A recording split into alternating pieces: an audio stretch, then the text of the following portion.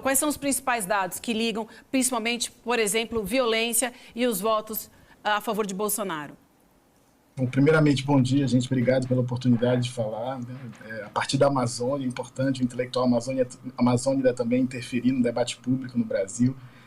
O livro Geografias do Bolsonarismo, na verdade, trata o bolsonarismo, e a gente está num momento bastante denso da história brasileira, em que Bolsonaro se torna possivelmente inelegível, mas o bolsonarismo como afeto político, né? Com uma racionalidade que atravessa e que tem bases espaciais muito concretas na sociedade brasileira, que mesmo com a vitória eleitoral que a gente teve, né, agora nas últimas eleições, vai permanecer ativa. Então o livro tenta desvelar um pouco essas racionalidades, essas bases espaciais do bolsonarismo, que a gente chama de 3 geografias, né? Uma geografia que a gente entende que é a geografia das commodities, uma geografia que a gente está chamando de uma geografia do negacionismo, que se expressa claramente com as mortes por Covid no Brasil, que dão noção para nós dessa distribuição espacial, né, do negacionismo no Brasil, e uma geografia da fé evangélica que foi absolutamente instrumentalizada, né, pela campanha do Bolsonaro e pelo bolsonarismo. Então, o livro é um alerta que essa vitória eleitoral ela ainda não é uma vitória social, né, política, porque as bases concretas do bolsonarismo permanecem ativas na sociedade brasileira. O 8 de janeiro é basicamente uma expressão disso, e entender os atores que construíram também o 8 de janeiro é entender essas engrenagens em funcionamento que ainda garantem essa legitimidade ao bolsonarismo. Espero poder falar rapidamente para vocês aqui dessas 3 geografias, né, com um pouquinho mais de detalhes.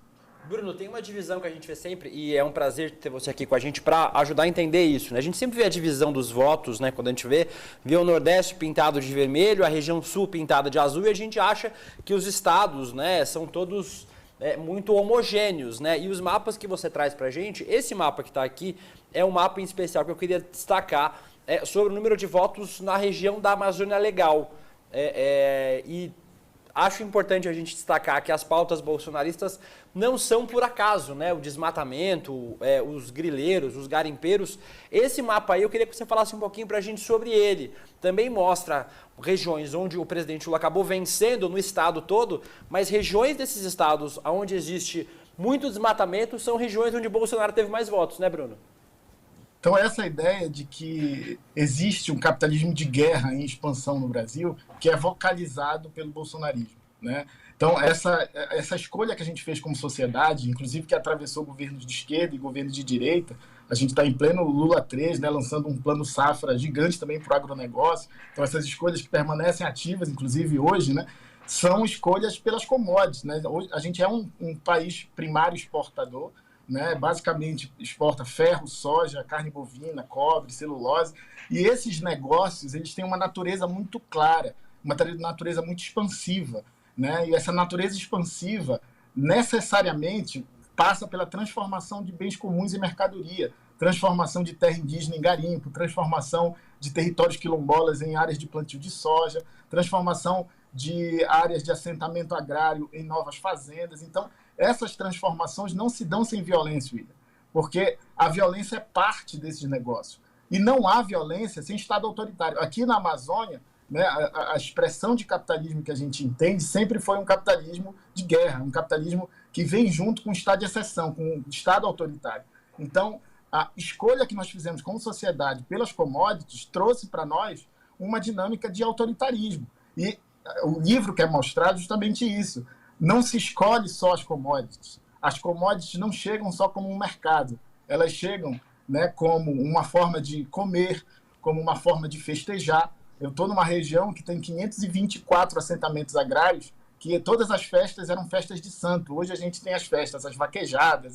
Então, o agronegócio, essa dinâmica de expansão, de guerra, de um capitalismo de guerra, também é uma dinâmica de uma agenda cultural, de uma cultura política, e aí por isso que há uma sobreposição entre os mapas da soja, né, e o bolsonarismo, entre os mapas de expansão da agropecuária e o bolsonarismo, entre os mapas de expansão da mineração e o bolsonarismo, e, logicamente, em consequência, também os mapas do desmatamento, porque o desmatamento é parte integrante desse capitalismo de guerra, né? Então, esse capitalismo não só desmata, como também mata. Vocês mostraram agora há pouco um mapa que a gente faz em que essas áreas de expansão desses agronegócios, né, de todos esses negócios de mercantilização da natureza, eles encontram, né, outros sujeitos no caminho. Então, há uma sobreposição entre os lugares que se desmata e os lugares em que se mata também lideranças, né? Então, na Amazônia, isso é muito denso.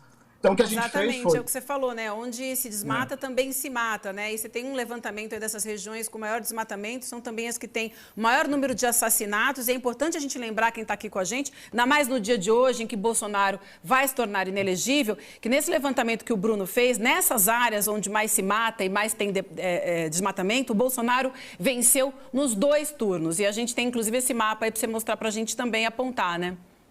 Sim. Só para a gente ter uma noção, né, assim, em relação ao desmatamento, né, um levantamento do MAP Biomas mostra que 499 municípios que o Lula ganhou na Amazônia Legal, né, representam 30% do desmatamento.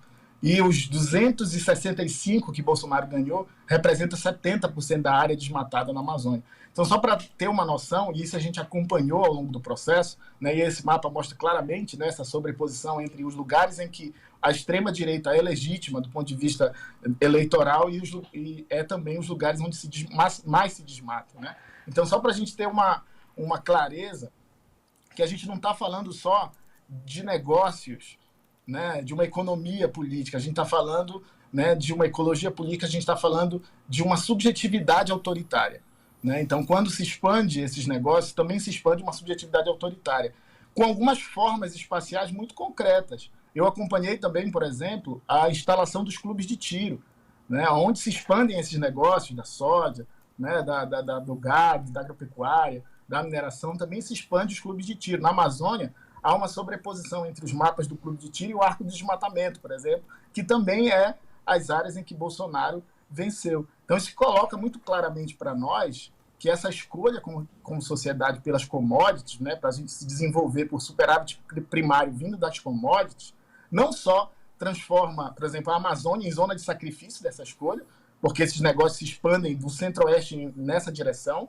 né, mas mostram também que esses negócios carregam junto uma subjetividade autoritária, né, no modo de comer, no modo de festejar, no modo de adorar, no modo de defender a propriedade. Então, a gente tentou acompanhar esses circuitos auxiliares, né, do agronegócio, da mineração, para entender como essa dinâmica também é uma dinâmica que sustenta, vamos dizer assim, o bolsonarismo.